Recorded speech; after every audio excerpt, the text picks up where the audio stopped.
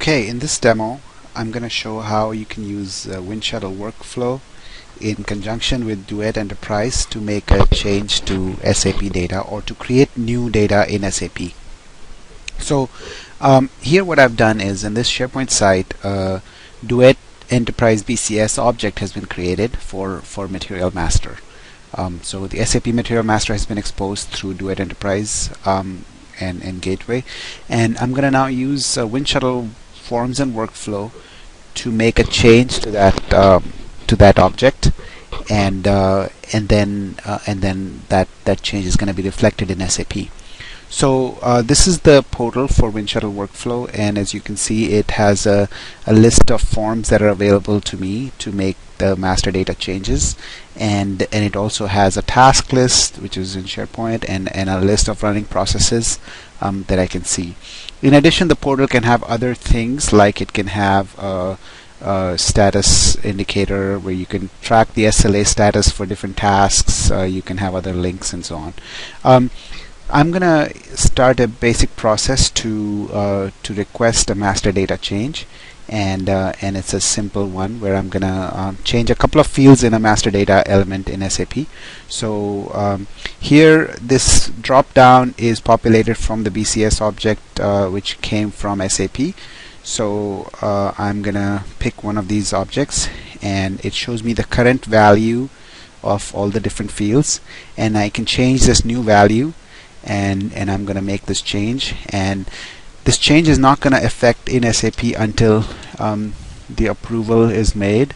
So I'm going to make a change to the description, and I'm going to change the base net weight and the gross weight of those fields, and also in this case I'm going to pick a participant in the workflow. Usually the workflow can be defined by roles from SharePoint or from SAP, but in this case I'm just going to pick a participant, and I'm going to pick myself as the person who'll do the approval.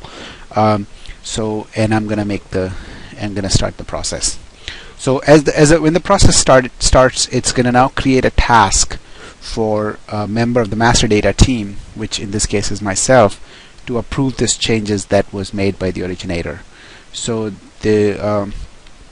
as I open this task for me, and you saw there was a task there, it shows me the change that was requested, and the date, and the values, and it shows me who originated the change, and I can approve this change, and as soon as I approve it, it's gonna go through the BCS objects. It's going to change the list in SharePoint, and then it's also going to change the SAP data. So I approve it now, and we'll now go look at as soon as this change is completed and the workflow is completed, I'm going to go look at the master data list in SharePoint, and then we're going to go look at that list in SAP. So if I go look at that list in SharePoint, and we look at that particular object that I just changed, here it is now. The description shows the bulb in the end, and if I look at further changes, it shows the new gross weight and the net weight that I just created. So now we can look at that same material in SAP as well.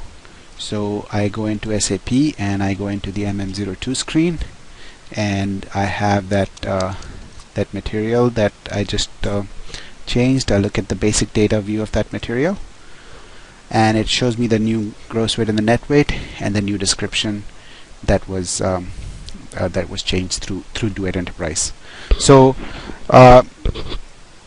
this hopefully gives you a flavor of how you can use Duet Enterprise with Winshuttle workflow to workflow a change request in SharePoint before making the change in SAP. And here's a view of this workflow. This was a basic workflow where somebody started the process, a master data person initiated it, and then those fields that I requested were updated in the BCS object, which then would have made the change to SAP. So the Winshuttle workflow has a swim lane based approach, and it's very easy to drag and drop activities in the workflow. So I have one other demo that I will show you now, which is for the creation of a master data. So there the workflow is a little more involved. You'll have a couple of different participants in the workflow, and again it's gonna make that change that I requested to SAP. So so I'm gonna now create this new master data, and the form here is called material create, and the process is a little bit different. It has multiple people in the process. So somebody makes a request to create a new master data. Say I want to create a new master data called 80-100W, and it's going to be a raw material type data, and some of the fields like the originator or the person requested is automatically filled in, and my description is going to be 220 35 volt 80 watt 80 watt white bulb,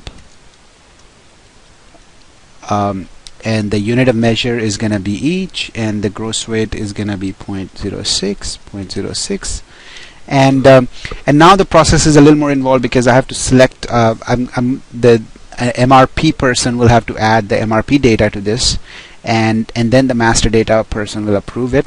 So in this case I'm selecting both as myself, and then I will save and route, and you will see basically two different objects will be, two different tasks will be created for me, from which I can approve the task.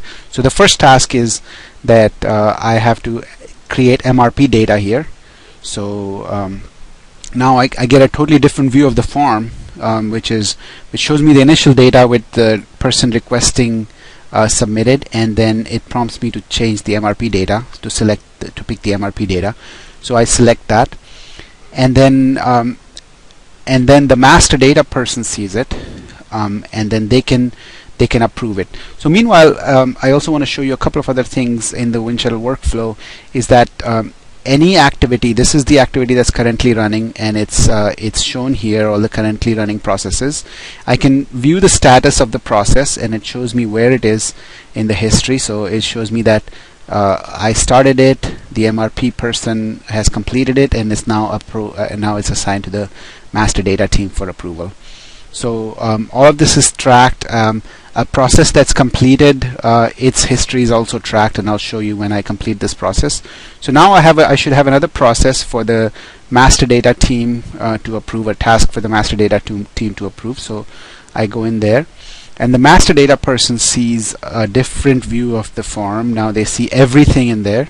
They see the material request initial view, the basic data view, the MRP view, and they also see any previous comments that were put in there. So they can approve it, and as soon as they approve it, it's going to create that request in SAP. It's going to create that article in the BCS object of SharePoint, and then it's going to create that in SAP. So this is the process I wanted to show, what it looks like, what the process looks like real quick in the swim lane approach. So this process was started by the originator, then the MRP person entered the data, the master data team approved, and after that it came back and a new item is created in the list, and that ended the process. You can have more complexities in the process. You can have branches, you can have notifications, and it's fairly easy to do that with the Winshuttle workflow. Now if I go look back in the BCS object, BCS list, I should have a new item that I just created, and it was called 800-100W. And you can see this is the one I just created, the 220 volt light bulb. And if I look at more of the description, it shows me the gross weight, net weight, and all the other fields that I entered, including the name of the person who created it, and when it was created, and so on. So this is created in the list, and then I can also see it created in SAP if I go and look for this object in SAP. So let's go look for this in SAP, and you see basically it has created this object in SAP, and I'm just going to look at the basic data view here, and here it is, and it's been created here in SAP. So that's a demo that gives you a good flavor, hopefully, of how Winshuttle workflow can be interfaced with Duet Enterprise, and then make updates to SAP data from there.